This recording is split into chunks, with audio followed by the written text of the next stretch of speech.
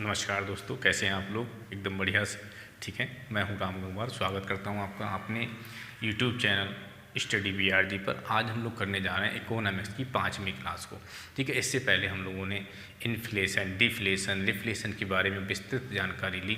वहाँ से हमने समझा कि महंगाई क्या होती है, मुद्रास्फीति क्या होती है, या मुद्रा संकुचन क्या होता है, या रिफ्लेशन क्या है, स्टैगफ्लेशन क्या है, डिसइन्फ्लेशन क्या है। उन सब चीज़ों के बारे में हम बहुत अच्छे से जान चुके हैं।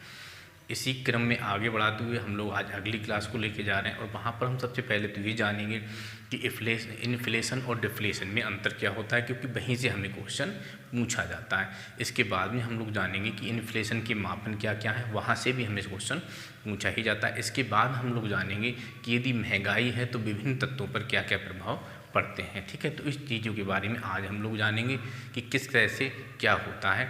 ठीक है, इससे पहले की वीडियोज आप देख लीजिएगा। अगर इसके पहले की वीडियोज आप देखेंगे तो टॉपिक्स आपके एकदम क्लियर होते चले जाएंगे।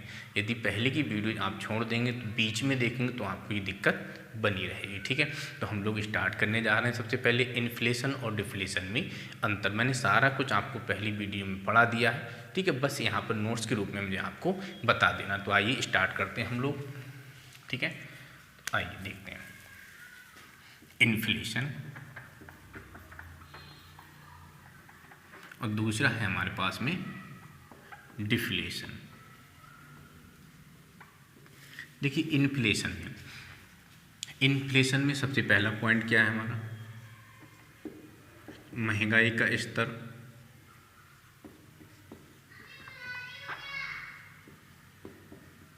तेजी से बढ़ता है, तेजी से बढ़ता है।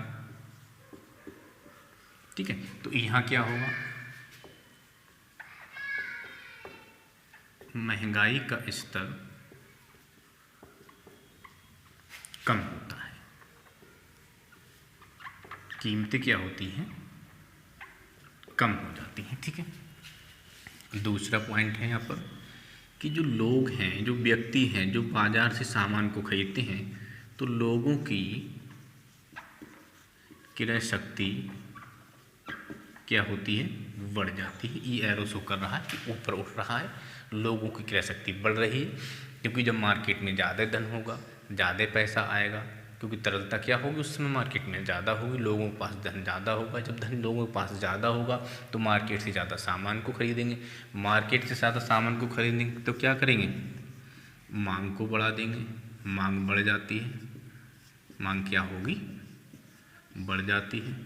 ठीक है, जो वस्तु पहले हमें 10,000 रुपये में मिल रही थी, आज वो वस्तु हमें 20,000 रुपये में मिलेगी। तो क्या होगा, मुद्रा की वैल्यू कम हो जाएगी। मुद्रा की मूल कह लें, मुद्रा का मूल जो है वो क्या होगा, इसे हम कहेंगे इंग्लिश में वैल्यू ऑफ मनी। तो ये क्या होगा, हमारा कम हो जाएगा।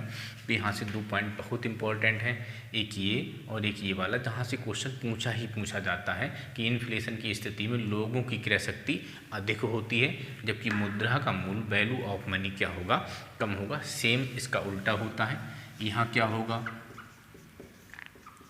लोगों की क्रय शक्ति क्या होगी, कम होगी। तीसरा पॉइंट, मांग बढ़ जाती है, तो यहाँ क्या पर होगा, यहाँ होगा कि मांग कम हो जाएगी। ठीक है, पूरा एक तरह से देखा जाए तो उसका रिव्यू है जो मैं पहले पढ़ा चुका हूँ। यहाँ क्या हो रहा है कि मांग, मुद्रा का मूल क्या हो रहा है, कम हो रहा है। तो यहाँ क्या होगा, मैं इंग्लिश में लिख दे रहा हूँ, इधर से हिंदी देख लेना, वैल्यू ऑफ मनी क्या होगी, यहाँ पर बढ़ जाएगी। कि जो आइटम 20,000 में यहाँ मिल रहा है, यहाँ आकर के वो आइटम फिर से 10,000 रुपये में मिलने लगेगा। ठीक है, तो इन पॉइंटों को हमको लेकर के चलना है। कीमतें ऊपर जाती हैं, ये आप समझ ही गए हैं। लोगों की क्रय शक्ति अधिक होती है, क्योंकि बाजार में तरलता क्या होता है, बहुत अधिक हो जाता है, जिससे क्या होता है, मांग बढ़ जाती है, और उससे क्या होता है, मुद्रा का मूल कम हो जाता है। ठीक है, तो यहाँ से ये पॉइंट आपसे पूछे जाते हैं, इनको आप एक मिनट नोट कर लीजिएगा और बढ़िया से इन पर फोकस कीजिएगा। देखिए अगला टॉपिक, इसमें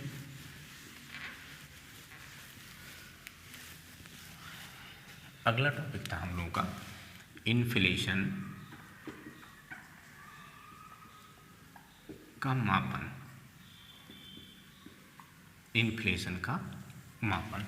इन्फ्लेशन को तो आप समझ ही गए हैं, जब कीमतों का तीव्र गति से ऊपर बढ़ना, मुद्रा का मान कम होना, लोगों की क्रय शक्ति अधिक होना, वस्तु और सेवा की डिमांड अधिक होना, जब ऐसी स्थिति होती तो क्या कहते हैं उसको हम लोग इन्फ्लेशन कहते हैं।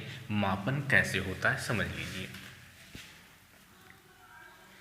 देखिए इन्फ्लेशन का मापन CSO जैसे होता है, इसे हम कहते हैं केंद्रीय सांख्यिकी कार्यालय के द्वारा किया जाता है। किसके द्वारा किया जाता है? केंद्रीय सांख्यिकी कार्यालय के द्वारा। आइए इसके बारे में थोड़ा सा हम लोग समझें। CSO क्या है? इसकी यदि हम स्थापना की बात करते हैं, चलिए मैं यहाँ बता दे रहा हूँ CSO के बारे में।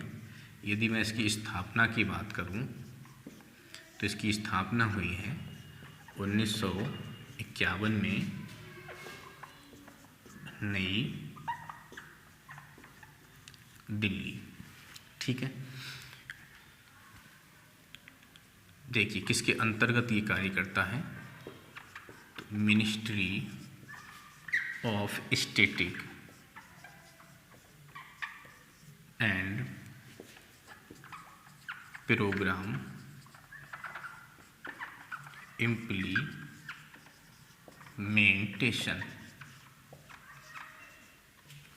देखिए ministry of static and programme implementation के अंतर्गत ये कार्य करता है, के अंतर्गत कार्य करता है। ठीक है, तो CSO की स्थापना 1951 नई दिल्ली में किसके अंतर्गत आता है? ये तो ministry of static and programme implementation के अंतर्गत ये कार्य करता है। ठीक है, अब देखिए आगे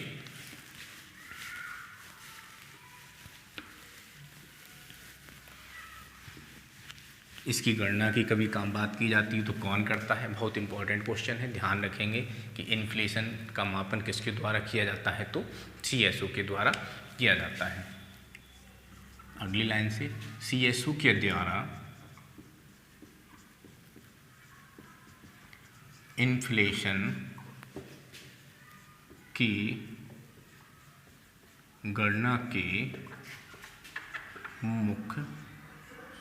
मुख्य दो घटक हैं। और वो दो कौन से घटक हैं इसके बारे में समझिए। नंबर 1 है थोक मूल सूचकांक, बहुत इम्पोर्टेंट है। Whole sale price index. ठीक है, बहुत इम्पोर्टेंट है, समझेंगे इसको भी हम आराम से समझेंगे। दूसरा है उपभोक्ता मूल सूचकांक, कस्टमर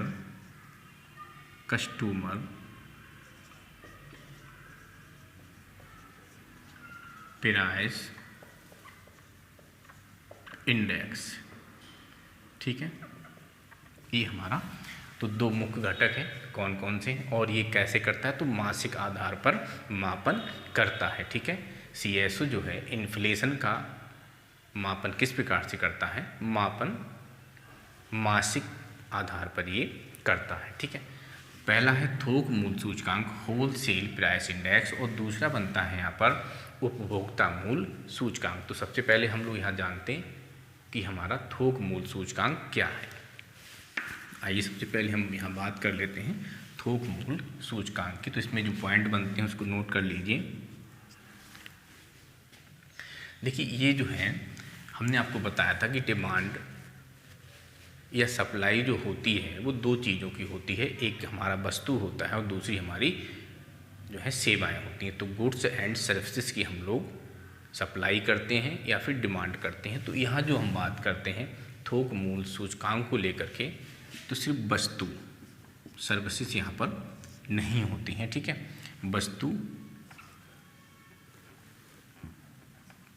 वस्तु का होता है यहाँ पर। यहाँ जो डिमांड होती है वो किसकी होती है, सिर्फ यहाँ जो मापन होता है थोक मूल्य सूचकांक को सीएसओ के द्वारा, तो किसका होता है यहाँ पर, वस्तुओं का होता है, ना कि आपकी सेवाओं का, ठीक है। दूसरा एक और यहाँ पर है कि खाद्य इंडेक्स को भी इसमें शामिल कर लिया गया है। पहले खाद्य इंडेक्स जो था वो शामिल नहीं था, खाद्य इंडेक्स को यहाँ अब शामिल कर लिया गया है। तीसरी यदि हम बात करें तो 2017 में कुछ परिवर्तन हुए। क्या परिवर्तन हुए हैं उनको ज़रा समझ लीजिए। 2017 में परिवर्तन हुए हैं, और क्या परिवर्तन हुए मैं यहाँ एक एक करके आपको बता रहा हूँ। सबसे पहली बात तो ये है कि जो आधार वर्ष है हमारा, क्या है, आधार वर्ष, उसको चेंज कर दिया। क्या कर दिया, पहले था आधार वर्ष 2004-05, अब उसको कर दिया है 2011 से 12। 1 मिनट होल्ड कीजिए, मैं देख लूँ कुछ कट तो नहीं रहा है, ठीक है। तो पहले जो आधार वर्ष था वो कितना था, 2004-05, अब उसको कर दिया गया है 2011-12। आगे भी चेंज करने के बारे में सोचा जा रहा है। दूसरा है यहाँ पर कि जो वस्तुएं हैं हमारी, उनकी संख्या में कुछ परिवर्तन किया गया है। कितना परिवर्तन किया गया है, वस्तुओं की संख्या को 676 से बढ़ाकर 697 कर दिया गया है, ठीक है। वस्तुओं की संख्या को बढ़ाकर 676 से कितना कर दिया, 697 कर दिया गया, ठीक है। अब यदि हम वस्तुओं की बात करें, यहाँ पर मैं इसको इरेज कर रहा हूँ ऊपर वाले को। यदि हम यहाँ वस्तुओं की बात कर लें,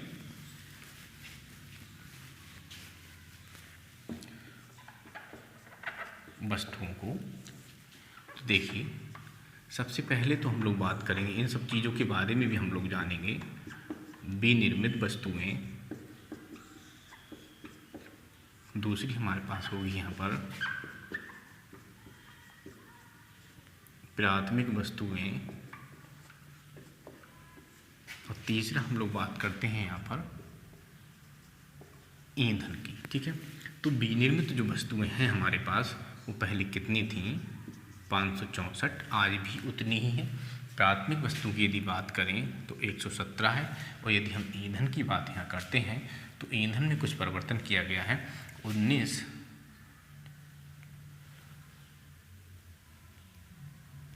कितनी है टोटल, ये ठीक है। तो 19 से घटाकर 16 कर दी गई हैं। देखिए यहाँ समझने वाली बात है थोड़ी सी। टोटल वस्तुओं को तो 676 से बढ़ा के कितना कर दिया गया, 697 कर दिया गया। लेकिन यहाँ पर जो ईंधन है, तो ईंधन में जो आर्टिकल्स हैं हमारे, उनको क्या किया है, 19 से घटा करके 16 कर दिया गया। यहाँ पर यदि हम इनको भारांश के अकॉर्डिंग देखें, थोड़ा सा डीप एग्जाम में जाएंगे तब ये पूछा जाएगा आपसे। यदि हम यहाँ बात कर लें भारांश के अकॉर्डिंग, तो जो विनिर्मित वस्तुएं हैं उनका भारांश यहाँ है 64.23%। इसकी बात करें तो 22.62%, और इसकी यदि हम बात करते हैं 13.15%। यदि हम भारांश की बात करते हैं तीनों की अलग अलग, तो विनिर्मित वस्तुओं का भारांश है 64.23%, जबकि प्राथमिक वस्तुओं का भारांश 22.62% है, और ईंधन का हमारे 13.15% है। इस प्रकार से मिलकर के ये 100% भारांश होता है, ठीक है। देखिए ये था आपका थोक मूल्य सूचकांक। अगला टॉपिक हम उठाते हैं इस पर, और जो कि है हमारा उपभोक्ता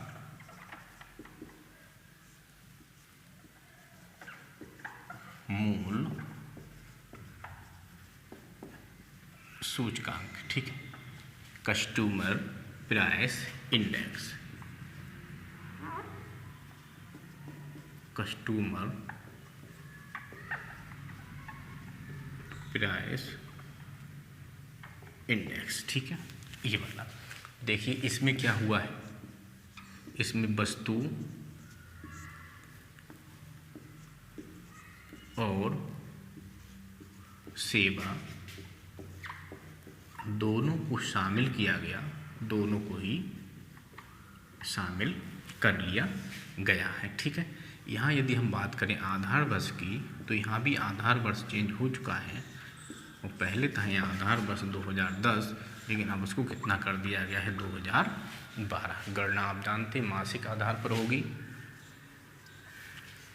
आगे यदि हम बात करें तो इसको भी 3 भागों में विभाजित किया गया है, 3 भागों में, 3 भागों में। कौन कौन से 3 भाग हैं वो? तो सबसे पहला हमारा जो भाग है CPI, देखिए CPI को लेकर के डिवाइड किया गया है, तो CPI तो तीनों में ही होगा। और पहला है हमारा IW, दूसरा है हमारा AL, और तीसरा बनता है हम लोगों का RL, ठीक है। देखिए यहाँ पर भी यदि हम भारांश की बात कर लें, भारांश की यहाँ पर भी यदि बात करेंगे तो ये भारांश यहाँ होता है 45.83 से अधिक, ठीक है। तो अभी इनकी फॉर्म देख लीजिए, तो ये बनता है इंडस्ट्रियल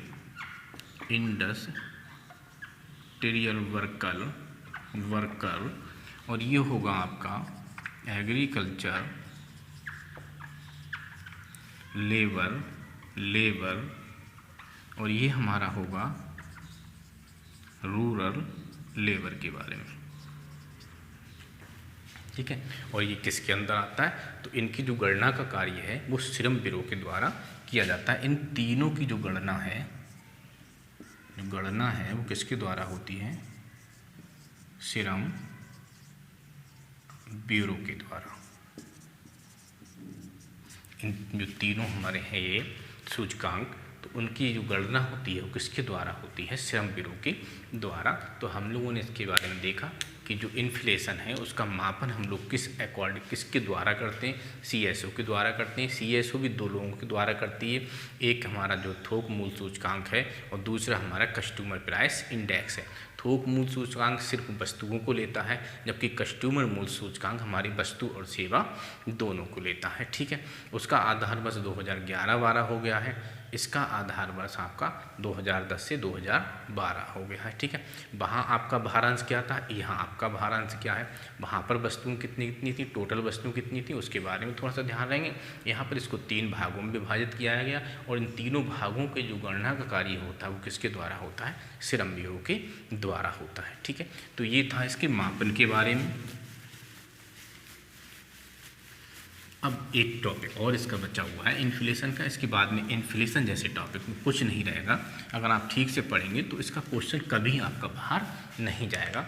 तो क्या है कि इन्फ्लेशन का अगला टॉपिक है आपका ये, इन्फ्लेशन का विभिन्न वर्गों पर क्या प्रभाव पड़ता है? विभिन्न वर्गों पर प्रभाव। देखिए यहाँ पर पहले थोड़ा सा समझ लीजिए कि इन्फ्लेशन का विभिन्न वर्गों पर प्रभाव का मतलब क्या है कि जब महंगाई हो रही है तो उस समय उपभोक्ता पर क्या प्रभाव पड़ेगा, ठीक है, कंज्यूमर पे क्या प्रभाव पड़ेगा, या फिर आपका जो प्रोड्यूसर है, जो उत्पादक है, उस पर क्या प्रभाव पड़ेगा, जो एक व्यक्ति ऋण लेता है, एक व्यक्ति ऋण देता है, क्या प्रभाव पड़ेगा, जो व्यक्ति पेंशन ले रहे हैं उन पर क्या प्रभाव पड़ेगा, आयात निर्यात पर क्या प्रभाव पड़ेगा, लेनदार देनदार पर क्या प्रभाव पड़ेगा, डिवेंचर्स एंड शेयर होल्डर्स जो होते हैं उन पर क्या प्रभाव पड़ेगा, निश्चित आय वाले हैं या फिर परिवर्तनशील आय वाले हैं तो उन लोगों पर क्या प्रभाव पड़ेगा। तो इन सब चीज़ों के बारे में हम जानेंगे। रोजगार पर क्या प्रभाव पड़ेगा, ठीक है। तो इन सब चीज़ों के बारे में यहाँ पर हम लोग जानेंगे। आय की विषमता है उसमें क्या प्रभाव पड़ेगा, ठीक है, बढ़ेगी या कम हो जाए, इन सब चीज़ों के बारे में हम लोग जानेंगे। तो थोड़ी सी समझने की ज़रूरत है, थोड़ा सा समझ करके चलेंगे तो टॉपिक आपका अच्छे से क्लियर रहेगा। तो आइए मैं स्टार्ट करता हूँ। देखिए कुछ नाम है उनको मैं लिख रहा हूँ। उपभोक्ता, उत्पादक,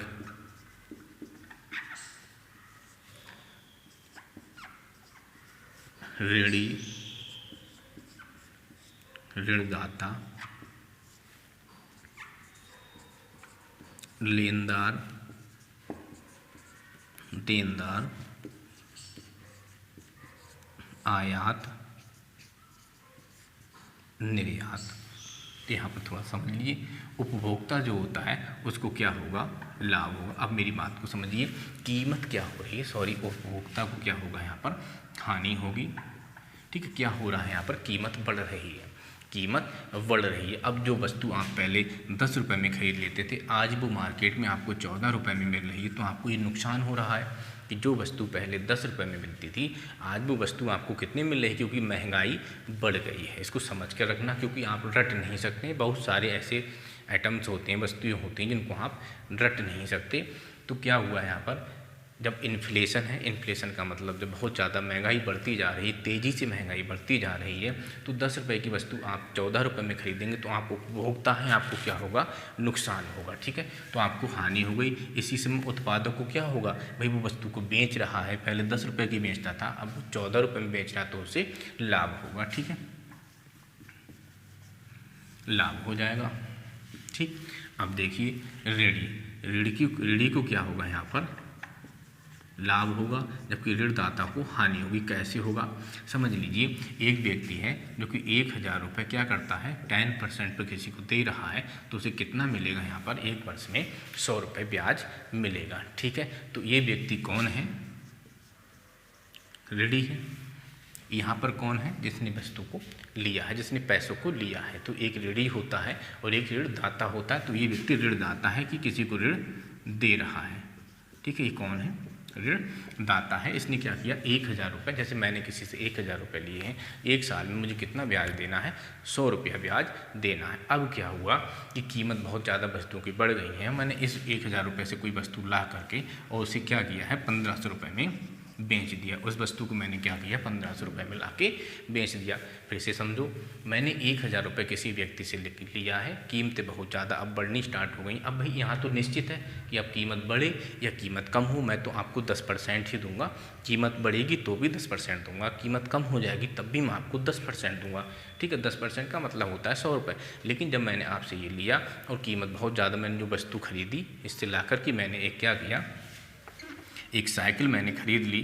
क्या खरीदा, एक साइकिल मैंने खरीदी और कुछ समय बाद पता चला कि उस साइकिल का रेट कितना हो गया, 1500 रुपया हो गया।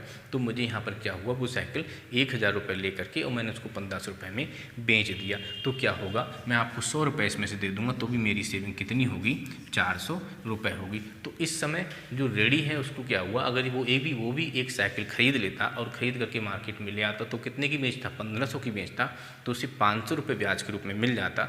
लेकिन अब उसको मात्र 100 रुपये ही मिल रहे हैं। तो इस प्रकार से क्या होगा, यहाँ पर जो ऋणी है वो लाभ ले लेगा, जबकि जिसने ऋण दिया है उसको क्या होगा, नुकसान हो जाएगा। ऐसी जो लेनदार है उसको क्या होता है, नुकसान होता है कि आप वस्तु क्या कर रहे हैं, ले रहे हैं, जा करके आप वस्तु खरीद रहे हैं तो आपको नुकसान होगा। जो देनदार है वस्तु को दे रहा है तो उसको क्या हो जाएगा, लाभ हो जाएगा। अब दूसरा देखिए, आयात निर्यात के बारे में। अब हमारे देश में इसमें क्या है, बहुत ज़्यादा महंगाई है। हमारे देश में क्या है, बहुत ज़्यादा महंगाई है। तो बाहर के विदेशों से लोग आएंगे, हमारे यहाँ व्यापार करेंगे, क्योंकि महंगाई बहुत ज़्यादा है।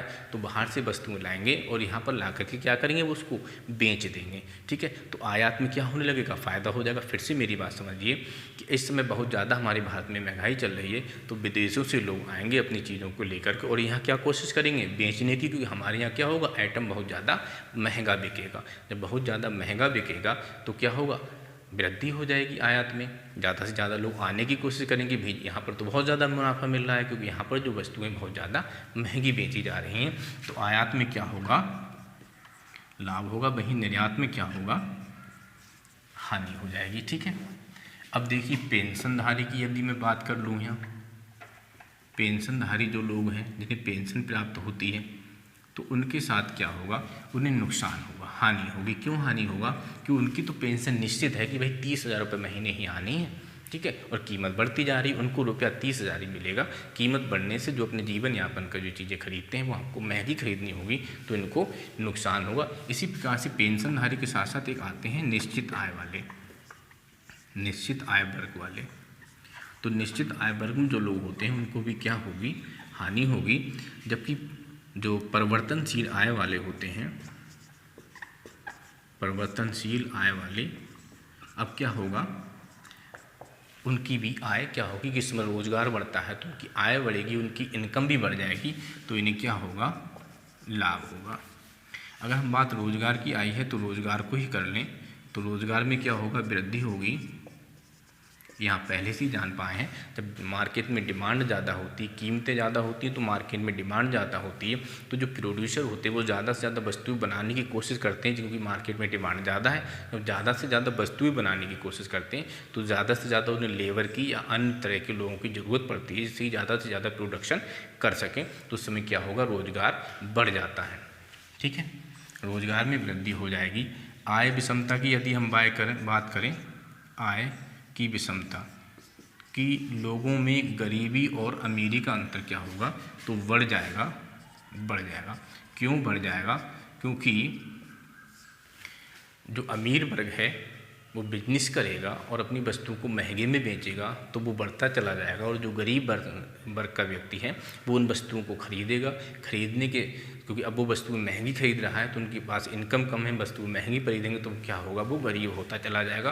तो जो आय की विषमता है वो क्या होगी, बढ़ जाएगी, कि अमीर और अमीर हो जाएंगे और गरीब क्या होगा, और गरीब हो जाएगा। ठीक है, तो मैंने यहाँ समझाने की कोशिश की, और भी इस प्रकार के तत्व यहाँ पर हो सकते हैं, उनको देखिएगा, समझिएगा। यदि कोई दिक्कत आती है तो कमेंट के माध्यम से उन चीज़ों को पूछ लीजिएगा। ठीक है, तो ये था आपके इन्फ्लेशन का टॉपिक, आज मैं यहाँ क्लोज कर रहा हूँ। इन्फ्लेशन की हमने इन्फ्लेशन और डिफ्लेशन में अंतर देख लिया, ये बहुत इंपॉर्टेंट है, इस पर थोड़ा सा फोकस कीजिएगा कि क्वेश्चन सीधे सीधे इससे पूछ लिया जाता है। दूसरा, हम लोगों ने देखा कि इन्फ्लेशन का मापन कैसे होता है।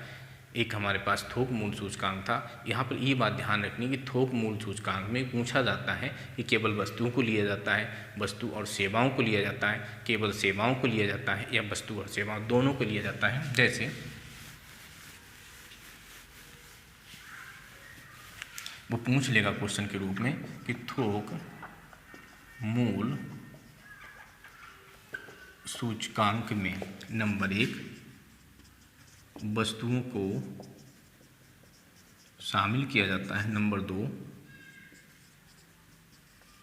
सेवाओं को शामिल किया जाता है, नंबर 3 वस्तु और सेवाओं को शामिल किया जाता है, नंबर 4 वो यहाँ कह देगा आपसे नन। तो थोक मूल सूचकांक में क्या होता है, क्वेश्चन खूब पूछे जाते हैं, थोड़ा सा ध्यान देंगे तो आप तुरंत जानेंगे कि थोक मूल सूचकांक में सिर्फ वस्तुओं को शामिल करते हैं, जबकि उपभोक्ता मूल सूचकांक में क्या करेंगे, हम वस्तु और सेवा दोनों को शामिल करेंगे। तो हमारा आंसर क्या होगा, ये हमारा आंसर बन जाएगा।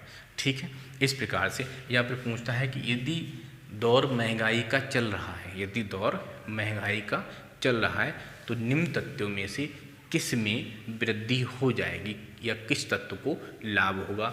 एक पर उसने दे दिया उपभोक्ता, दूसरे पर उत्पादक, तीसरे पर ऋणी, चौथा और ये 5। इन्फ्लेशन का दौर चल रहा है तो निम्न तत्व वर्गों में से किस तत्व को लाभ होगा, इस प्रकार से उसने हमें यहाँ दे रखा है, और नीचे ABC बनाकर कह दिया है, ABC बना करके कि 1, 2 और 3, फिर उसने कहा है यहाँ पर 2, 3 और फिर उसने कहा 1, 3 और 4। इस प्रकार से यदि उसने हमसे कह रखा है, अब देखिए क्वेश्चन को समझिए। उसने कहा है कि इस समय इन्फ्लेशन का दौर चल रहा है, ऐसी स्थिति में निम्न तत्वों में से किस तत्व को लाभ होगा। नंबर 1 उपभोक्ता, उत्पादक, ऋणी और ऋणदाता। तो हमें देखना होगा 1, 2, 3, तो क्या इन तीनों को लाभ हो रहा है, नहीं, किस किस को लाभ हो रहा है, तो हमने जाना इसको लाभ हो रहा है और इसको लाभ हो रहा है, तो ऑप्शन क्या सही बैठेगा हमारा, ये वाला। ठीक है, तो इस प्रकार से क्वेश्चंस आपको यहाँ से भी पूछ लिए जाते हैं। अगले टॉपिक के साथ मैं बहुत जल्दी आपके सामने फिर से उपस्थित हो जाऊंगा, इसको अच्छे से देखिए। इकोनॉमिक्स से आज के ज़माने में आने वाले हर टॉपिक को लेकर के, जैसे हम लेखपाल की बात करते हैं तो लेखपाल में भी एक इकोनॉमी की वाला पार्ट पूछा जाता है, करंट से संबंधित जो टॉपिक आता है उसमें बहुत सारे क्वेश्चन यहाँ से पूछे जाते हैं। या हम अपर लेवल के एग्जाम की बात करें, एसआई में बात करें, तो अब इसका दौर चल रहा है और इकोनॉमी की खूब पूछी जाती है। ठीक है, यदि 50 नंबर का कोई पेपर है तो उसमें से मान के चलिए 7 और 8 क्वेश्चन आपसे पूछे ही जाते हैं, इसलिए इसको अच्छे से देखिए, बढ़िया से समझिए, क्लियर कीजिए। कोई दिक्कत आती है तो उसके कमेंट के माध्यम से बताइए। ज़्यादा से ज़्यादा सब्सक्राइब कीजिए, शेयर कीजिए, अच्छे अच्छे कमेंट कीजिए। ठीक है, बहुत बहुत आपका धन्यवाद वीडियो देखने के लिए। मिलते हैं अगली वीडियो में।